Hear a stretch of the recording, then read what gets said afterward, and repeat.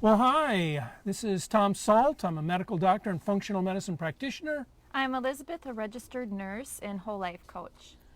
And this is Just Be Well, the channel about whole life living. And we've been discussing Lyme disease recently. And so,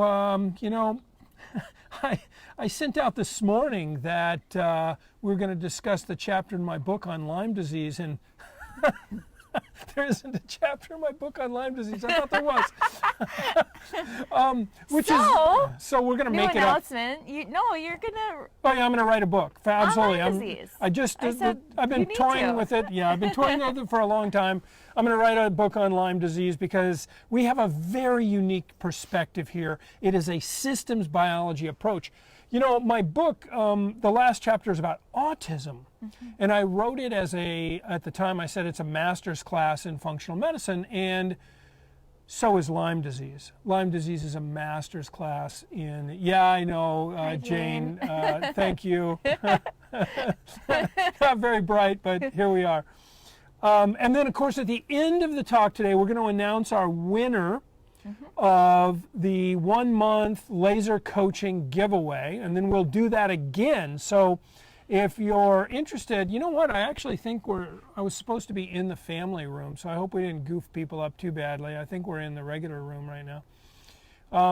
Technology. You're in the family room. Oh, am I in the family room? Yep. Oh, okay, somehow I accidentally did it right. So this is how it goes some days, right? It's one of those mornings here. Yeah. So anyway, let's talk Lyme for a bit. And don't forget, though, pinned to the top is an opportunity to leave a comment and then also get on the list. So you have to do 2 things to be in the contest to receive a month of free laser coaching. Leave a comment and sign up. So there's 2 separate things you have to do, and a lot of people did one or the other, but not both. You got to do both. So anyway, that's the giveaway, and we'll announce the winner towards the end of this. Let's talk about Lyme disease. So Lyme, there's really sort of like 2 pieces to the treatment of Lyme. Well, there's 2 broad categories and then lots of little details within each category. The first is the biology and the pathophysiology of the bug, and what to do about that. And then U was E. I don't know what that means. But anyway, the pathophysiology of the bug, the Borrelia burgdorferi and its cousins and its co-infections and its similar disease states. So it's not just about do you have Lyme, it's what do you have, right? Do you have Lyme? Do you have a co-infection? Do you have a different bug that causes an illness that mimics Lyme? Do you have something else altogether? So we got to make that distinction. And then if we decide, yep, it's one of the tick-borne illnesses, we got to drill down and really understand the pathophysiology and the biology of the bug itself. And then the other side of the coin is all of the host. Yeah, that's you, right? Me. Mm-hmm. I'm the host. You're the host. The person who has the disease is the host. It's the host and how they are susceptible and how we can fortify them against this onslaught so that they can defeat the invaders. So there's really 2 pieces of this puzzle. And if either one alone were enough, well, you wouldn't have Lyme disease, right? So it requires the whole enchilada, as they say. So Lyme disease. What is Lyme disease? Or what is tick-borne disease in general? Well, I think it is as its name, right? Mm-hmm. I mean, it's a collection of symptoms that these invaders kind of bring forth in us. And, you know, it's every person kind of has a different set of symptoms, I think, which is what makes it, I mean, there's obviously a collection behind them all, and there are similarities, but it can manifest differently in different people. Some people manifest with more, and it also depends on what type of infection you have, or if you have a co-infection like Babesia, that can manifest more of like severe anxiety and depression. in other. Or if you have Bartonella and it gives you the cat scratch appearance, these almost like stretch marks, red. That just come out of nowhere and then they disappear Yeah. overnight. So, you know, it just depends on, you know, the person and exactly what you have going on. So I think that's, you know, the complexity behind it all is there's so many different scenarios. At the turn of the last century, right at the beginning of the antibiotic era, there was an infection in humans called the Great Masquerader because it could appear to be any disease at all. And that was called syphilis. And that's a spirochete. And Lyme disease is a spirochete. I like to say, you know, jokingly, it's a lot more fun to get syphilis than Lyme disease. but nonetheless, it's a similar bug. It's a spirochete. And Lyme has been called the modern great masquerader, the modern great imitator. Because people with Lyme disease have been misdiagnosed with nearly everything. You know, if you get this long-standing form, chronic Lyme, post-treatment Lyme, whatever, you know, politically correct term you want to call it, it has been diagnosed as fibromyalgia, as chronic fatigue syndrome, as Parkinson's, as ALS, as MS, all kinds of things. I've had patients come in diagnosed at an MS center with MS because they had brain lesions, and we treated them for Lyme. Their symptoms improved and the brain lesions went away. So, does MS exist? Absolutely. But can it be masquerade? Can Lyme masquerade as that? Yes, it can. And so this is a complex, weird issue. And because it's complex and weird, it's complex and hard to treat and complex and hard to diagnose sometimes. And sometimes you get it wrong. I have treated people for Lyme disease and it wasn't Lyme. So, you know, you got to be humble too. Not everything walking on earth is Lyme disease. You have to be humble and you have to be willing to change your mind. Don't get welded to the diagnosis. Be more interested in being well than caring what the diagnosis is. Right, because, you know, you look at all the different areas of the matrix. So, you know, your approach to Lyme disease is similar to your approach to, you know, autism or other type of disorders. Yeah, with the layer of the biology and pathophysiology of the bugs layered on top of that. Right. Yeah, right. Yeah. Very much so. And so we really need a serious diagnostic adventure. You know, somebody comes in and they say, well, I've got Lyme disease. Okay, how do you know? Oh, well, because I think so. Okay, well, I think I'm a millionaire. It turns out I'm wrong. And so, you know, what we think and what actually is, just because we read an article or took a checklist or whatever, doesn't mean you have it. We have to really get the diagnosis. Now, maybe you had a positive Lyme test. Okay, that's pretty good evidence. Maybe you have just the right story. Well, that's pretty good evidence. But it's the combination of all of that. And sometimes Lyme disease isn't about a negative test or a positive test or a good story or a bad story. It's about the totality. It's about making sure it isn't other things. So, do you have the absolute diagnostic criteria for arthritis? You know, if you have seronegative, I'm putting that in air quotes, seronegative arthritis, you know, that means that you have a kind of arthritis. They've told you you have an arthritis, but you don't have the blood test for it. I'm pretty suspicious of that. And so I want to make sure that it isn't something else. What you doing there? Huh? Well, we had things coming up, so I wanted to make sure there wasn't a question that had come up. Any questions or just good mornings? Just good mornings. Good mornings. Yolanda says hello. And Jane did. Fran, hi. Fran. Bridget. And this is different. Okay, so it's giving us the option. It says Fran is watching, bring them on camera. Oh, hey Fran, you want to come on camera? All I have to do is touch it. Yeah, let's do that. Find out what's going on in Mendon, California. So anyway, I noticed she hasn't responded to that question yet. So Maybe she's off. yeah, she's going to get dressed or something.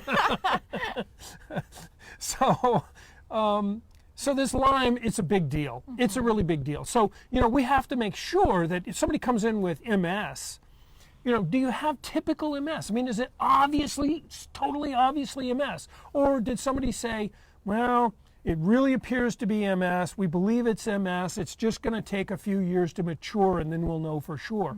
Or they say, we believe it's rheumatoid arthritis. We're pretty sure it's rheumatoid arthritis. We'll just take a few years and your tests will become positive. Or did they say, it's kind of a weird Parkinson's disease. You're having these really weird difficulties with your gait and movement. It's not classic Parkinson's. It's kind of weird, but that's what we think it is. And it'll just take time to mature and then we'll know for sure. If that's what you're hearing, get another opinion. Get an opinion from somebody who's going to take Lyme disease seriously. Now the problem is, Lyme is this political third rail, since we're in the political time right now, it's a political third rail. In some places, I'll tell you a story. A patient of mine went to, she said exactly, she was going to get her clothes on. A patient of mine went to a major medical center and said, gee, I think I have chronic Lyme disease. And the doctor took the chart, those little tables that go across the bed when you're hospitalized, slammed it on the chart that little table and said, you do not have Lyme disease, and stormed out of the room. And the patient, as he was leaving, said, well, I frankly don't care what it is, I just want to get better. Well, he just left. He wasn't even going to talk to her. He was so incensed by the idea that she might have a disease that he disagreed existed at all. That's the political world we live in right now. There's ideas that are just solidly true, whether don't confuse me with the facts. I've already made up my mind. And that's unfortunately the world we're living in Lyme. So we have to be somewhat humble. If you're diagnosing somebody with a disease that the mainstream medical establishment doesn't even think exists, you got to be at least a little bit humble and willing to entertain. Yeah, Bridget says that's what happened to me. Yeah. You have to be at least willing to entertain that it could be something else, and you need to take that seriously.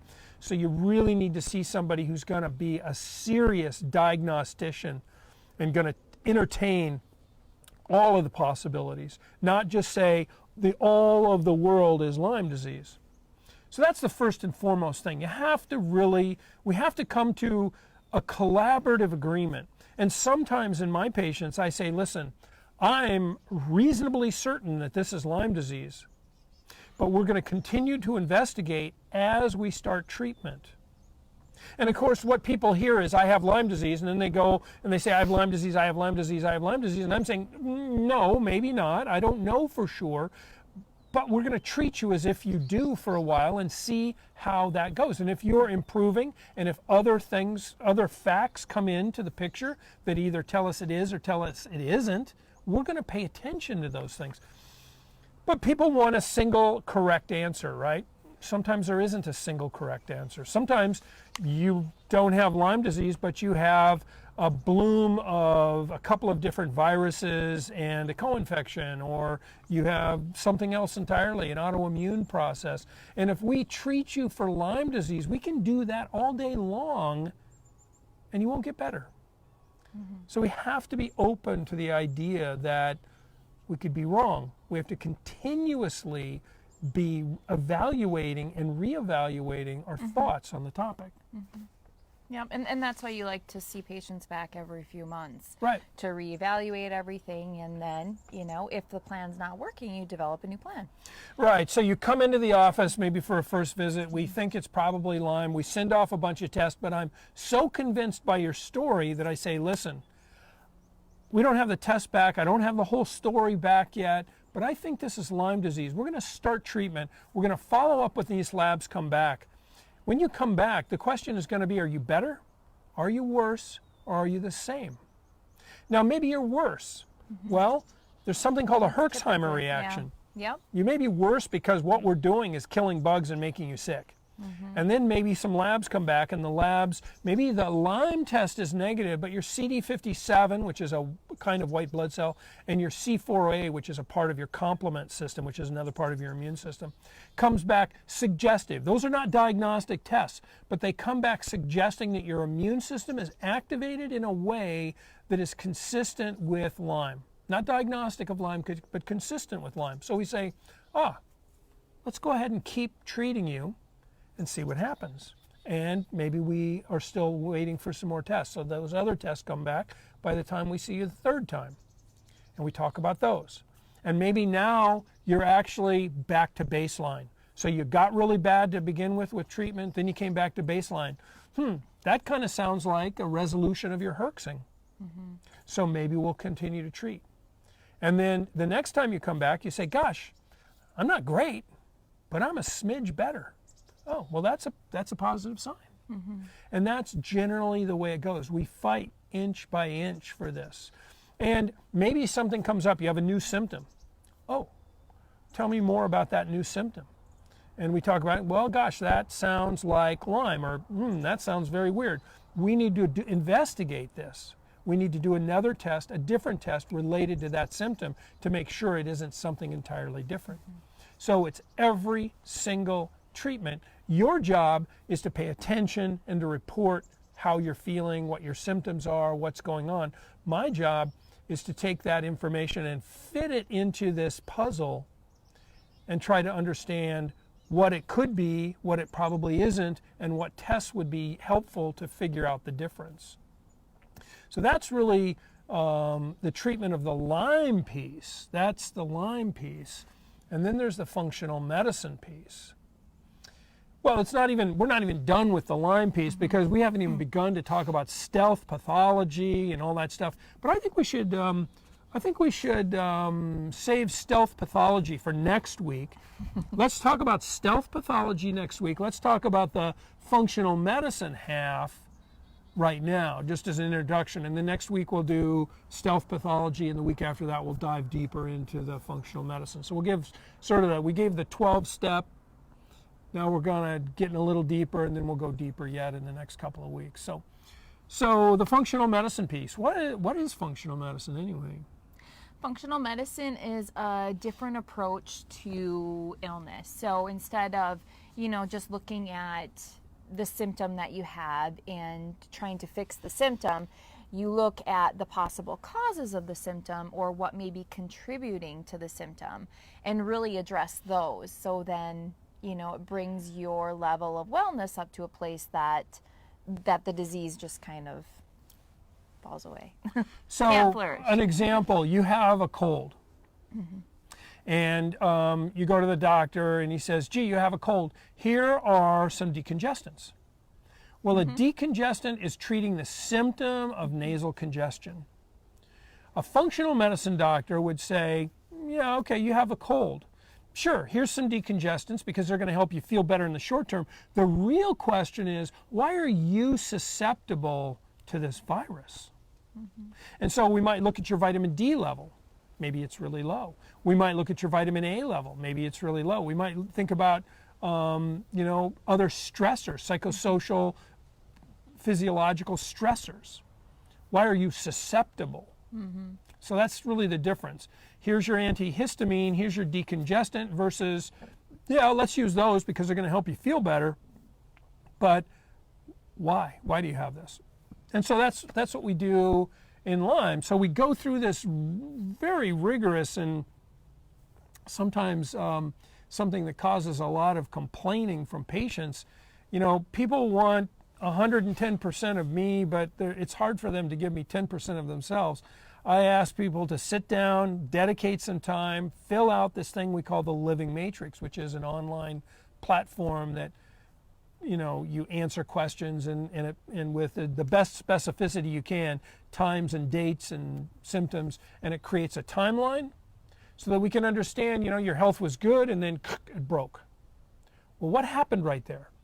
What happened? Why did it break? That's looking for antecedents, triggers, and mediators in functional medicine.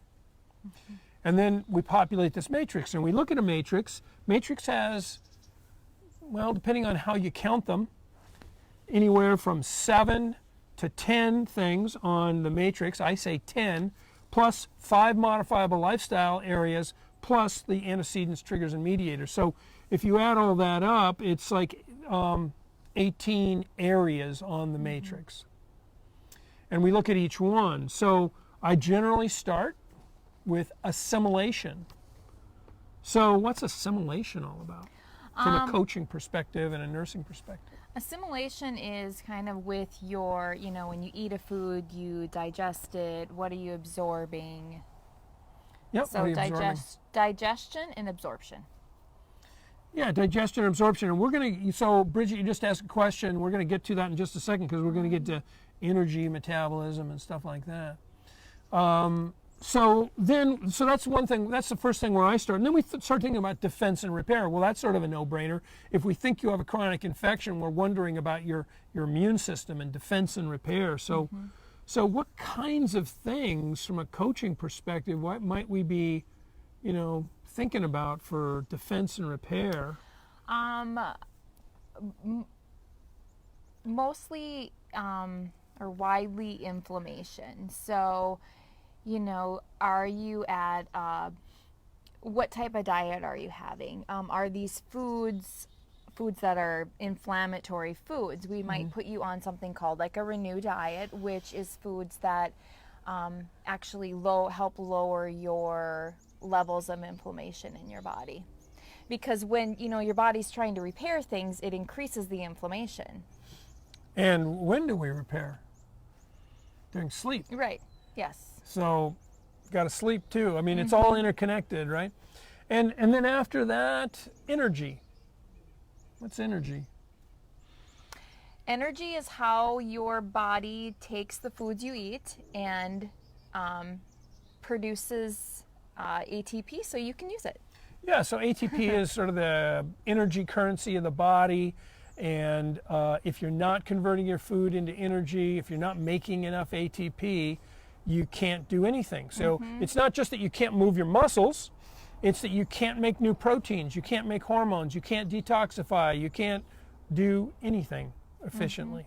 And you may be consuming the best diet and you still have high levels of inflammation, and you're still unable to make energy, and that's what makes this so tricky. Right. So, the sort of first level of nutritional medicine is, well, eat a good diet. Absolutely, that's foundational. But that doesn't guarantee that the biochemistry is going to work properly. Right, if you're not absorbing it. If you're not absorbing it, or even if you are absorbing it and you have metabolic blocks within your system that are making you inefficient at using it. So as an example, some people don't efficiently utilize folic acid. So folic acid is a B vitamin that is commonly fortified, in quotes, fortified in foods and so on. But some people can't utilize that efficiently. They need to have something called 5-methyl tetrahydrofolate. And so if you don't use the folic acid well, and we figure that out through organic acid testing or some other test, we can actually just give you 5-methyl tetrahydrofolate, and boom, we skip over that bombed out bridge, and now the system starts to work better. All kinds of little nuances like that. It's not only the good diet. That's important, but it's not only the good diet. Yeah, and that kind of brings you into the next level of detoxification. A lot of times those blocks are caused by things such as mercury, lead, heavy metals. They're stopping that cycle. So somebody the other day asked you, where on earth would I be getting heavy metals? Well, listen to this. This is insanity on steroids. You take your garbage, you take your hearing aid battery, you throw it in the garbage, you put it in the trash, and in some communities it goes to an incinerator. It gets incinerated. Now, that ash gets put into a truck and driven across town to be used as potash, which is a mineral source for fertilizer. So they pour the burnt up batteries into fertilizer, and now they spread it on crops. Also, chocolate. Chocolate is the highest source of lead because most chocolate is made in third world countries that are still using leaded gasoline. Even if it's organic chocolate. Even if it's organic chocolate, because the cars and trucks are going up and down the rows as they harvest and tend and whatever else. So, you know, you're exposed to it. Glyphosates, Roundup, those kinds of things are in if our you're eating food. something with corn or soy, I mean, it's in everything. It is. Wheat. So we're getting exposed to these toxins. And on top of that, our bugs in our gut, if our bugs are imbalanced, they can contribute to toxicity. They can make, some bugs make something called, how come the name of it just escaped me, of course, when I was going to say it, but it's a deconjugase, glucuronidase. Glucuronidase, one of the ways you can detoxify things is by attaching a glucose to it. It makes it water soluble so you can pee it out or poop it out or whatever. But in your intestines, there bugs make this stuff called glucuronidase, which cleave that sugar off of the toxin, and that toxin gets reabsorbed into your body. So there are all kinds of things that can be happening that we can measure that help us optimize detoxification. There are also genetic variances called SNPs, single nucleotide polymorphism, SNP for short, that enhance or detract from our ability to detoxify. What else? So that was biotransformation and elimination. And next is transport. So transport, you know, I think that the chiropractic community and the osteopathic community are much better at this than the allopaths. So they understand lymph circulation, and you can get lymph massages and lymph pumping and all kinds of stuff. I used to do a lot of lymph pumping in my practice. It's basically you have somebody exhale and then you push just a little bit harder on their chest and then let it expand, and that basically helps pump and circulate lymph. So we've got two circulatory systems in our body, the blood and the lymph. And lymph is really all of the serum that doesn't get back into the blood after it leaks out to nourish all the cells. And that also is where a lot of our immunity is taking place. That's, you've heard of lymph nodes as an example. So the lymph system is circulating all this lymph fluid through lymph nodes and back to the circulation. And without good circulation of the blood, good circulation of the lymph, you don't have good immunity. So again, this is a place where the defense and repair and transport intersect. But it's also true that you have a single cell that starts in the base of your spine and goes all the way to your toes. And transport is getting nutrients from the body of that cell all the way down the axon of that nerve to your big toe. So that's transport, and we have tools and methods of figuring out if your transport is good, bad, or indifferent.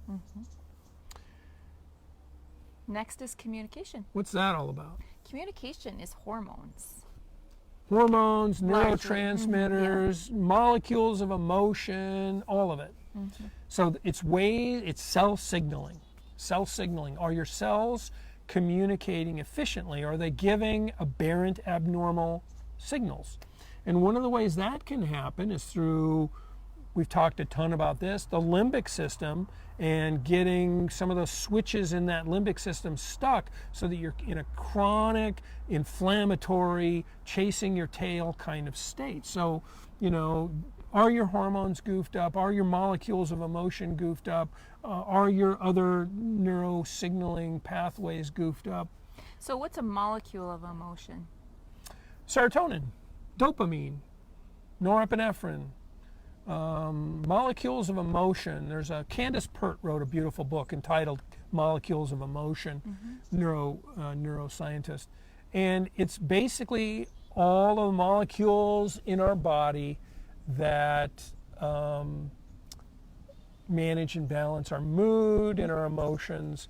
And interestingly enough, this is another interesting intersection. Our microbiome, the healthy bacteria in our gut, have a major influence on those molecules. And I have I think most of us probably have some issues with molecules of emotion. Yeah. On one level or of another, just because of the environment that we live in right now. With our, every time your cell phone goes off, you get a little hit of dopamine. Yep. Anytime you're on social media and you're scrolling, the thing that keeps you scrolling is that next thing that's exciting and interesting. That's dopamine. And, we don't realize that we're being stimulated all day long on these unhealthy levels. So then, you wonder why you're feeling down and depressed or anxious. Look at your screen time. When you are overstimulated, your body actually downregulates receptors. And now that overstimulation starts to feel normal.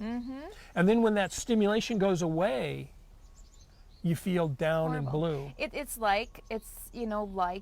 an addiction. It's like withdrawing from heroin.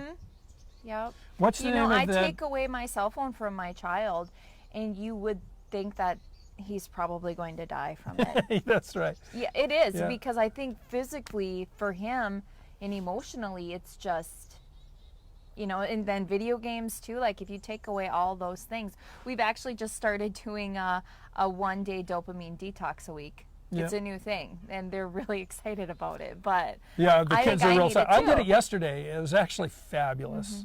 It was fabulous. But what's the name of that documentary? Social Dilemma. Social Dilemma is a Netflix documentary. If you haven't seen it, you should see it, because you are being manipulated by the big companies that do social media. How they place ads, how they make things happen. It's on purpose. Just for you, uniquely. Yeah, just for you, uniquely. So, if you think that the whole world thinks like you, well, it's because you're only being fed stuff that is related to things you've searched for on the internet.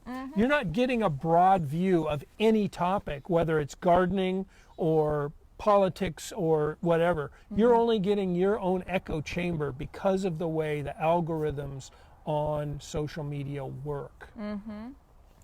So what's after communication? Structural integrity. So most people think of joints and muscles and stuff like that, but I think of intracellular membranes, cellular membranes, all the way up to musculoskeletal, because mitochondria, which is what energy production is really about, mitochondria are membranes inside your cells, intracellular membranes, and those intracellular membranes are how you make energy. And if those membranes aren't healthy, if the structure of them isn't right, you don't make energy, as an example. So this is, again, an example of how this is all interconnected. So how do you get through exercise intolerance? Yeah, so thank you for bringing that up again. It depends. There's an old joke about two presidents, or one's young, vibrant guy, and the other's an old guy, Dole and Clinton, when they were running against each other, and they're asking, do you wear boxers or briefs? And Clinton says, oh, I wear boxers. And they go to Dole, and he says, well, depends. And he was doing a commercial at the time for Depends undergarments. But anyway, so it depends. And what does it depend on? Well, it depends on these areas of the matrix. So is it because you have an energy production problem? Is it because you have a structural problem? Is it because you have a molecule of emotion problem? Is it because you have a chronic inflammation from a chronic infection or what have you? So how do you get through exercise intolerance? Well, there's a 50% rule, I like to say. You look around at everything you'd like to do today, dedicate yourself to doing no more than half of it. but doing half of it, right? So the problem for people is there's some ceiling where you can get to, and people think, well, I'm not getting better, because they're always banging up against the ceiling, right? No matter where the ceiling is. So, but if you ask the question, well, what are you getting done? Compared to 3 months ago, are you more active than you were? Oh yeah, but I still feel just as terrible. Yeah, because you were here and you were cramming yourself up against that ceiling, and now you're here and you're still cramming yourself up against that ceiling. But if you realize that there's one pie chart, that's all you're going to get, and we got to divide it up, right? It's like a pie. There's only so many pieces. We can make 12 pieces, but the pieces are smaller, right? So when we make that pie chart and realize that that's all we have, we got to cut it in half. We've got to save half of the energy for healing, and then we can use the other half for stuff we want to do during the day. So this is called submaximal exercise, right? Sub-symptom threshold exercise. So decrease. Hey, Christopher, young DC, dude, how you doing, man? You should chime in. I'm going to put you on camera. It says right there I can put you on camera. I think he might have already went off. He might have already left. Oh, I think so. anyway, he's a buddy of mine. He's with the Institute for Functional Medicine, another very deep expert in functional medicine. So anyway, that's the answer. The answer is we have to figure it out. But the at-home answer is don't overdo it. If you're getting tired from doing stuff, stop. Mm-hmm. Because we need to reserve energy to heal, and then slowly, hopefully, over time, either figure out the problem or your body figures it out and fixes it for you. Thank you for reminding me about the question. Mm-hmm. And Bridget, thank you for asking the question. Mm-hmm. And then there's the center of the matrix: psycho, social, spiritual. The biggest neglected area. You know, but it's at the center for a reason. It's at the center for a reason. It is at the center for a reason, because it is becoming abundantly clear that those aspects of life, this sense of place and purpose and meaning, are more important than any biochemical marker. Yeah, if you don't fix these, you're going to have a really hard time trying to balance these. Yep, and we do it all at the same time, right? We're not neglecting one over the other. No. But we have to get some semblance of a sense of personal worth, personal meaning, a sense of place in the cosmos. And we do that with our, Rebalance to Heal, limbic retraining program, and other things. Mm-hmm. And that's critically important. And then from all of that information, we're able to then pull out these antecedents, these things that predispose us to illness, these triggering events, figure out what those were, and then these mediators, these biochemical factors that are either keeping us sick or helping us get well. And we'd prefer to get rid of the ones that are keeping us sick and move into the direction of the ones that are helping us get well. And then from there, we can start to address, at the very first visit, we start to address the modifiable lifestyle factors. Things like, how's your sleep? Well, if it's terrible, we got to figure out a way to help you sleep. But a sleeping pill isn't the answer, because sleeping pills cause disordered sleep. Mm-hmm. Figuring out how to do joyous movement, figuring out nutritional stuff, figuring out stress management stuff, figuring out relationship stuff. So all of that's the functional medicine piece.